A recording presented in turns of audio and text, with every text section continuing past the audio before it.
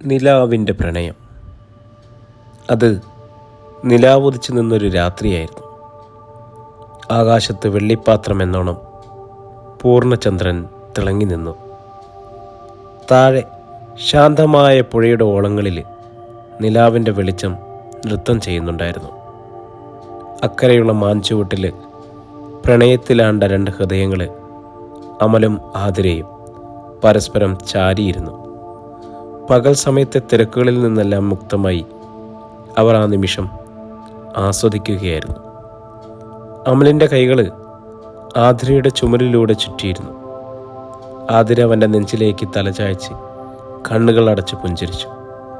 ചുറ്റും നേരിയ കാറ്റിൻ്റെ സംഗീതം മാത്രം. പുഴയിൽ നിന്നും തണുത്ത കാറ്റ് അവരെ തഴുകി കടന്നുപോയി.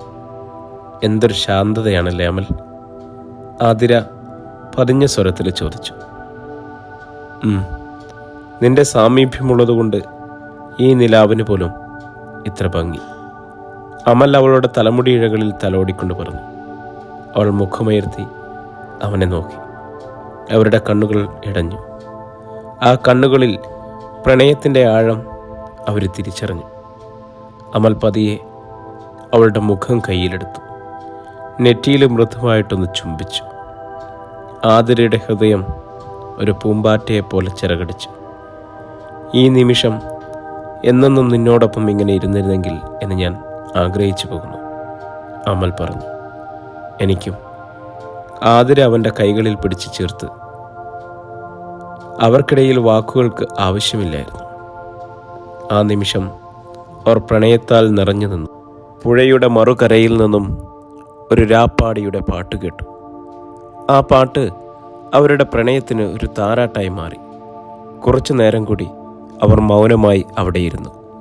നിലാവിൻ്റെ ഭംഗിയിലും പരിസരമുള്ള സാമീപ്യത്തിലും അവർ സ്വയം മറന്നു.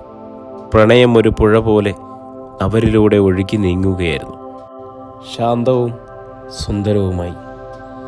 ഇരുട്ടും നിലാവും ആ പുഴയും സാക്ഷിയാക്കി അവരുടെ ഹൃദയങ്ങൾ ഒന്നായിത്തീരുന്ന ആ മാന്ത്രിക രാത്രി മായാതെ ഓർമ്മയായി അവശേഷിച്ചു.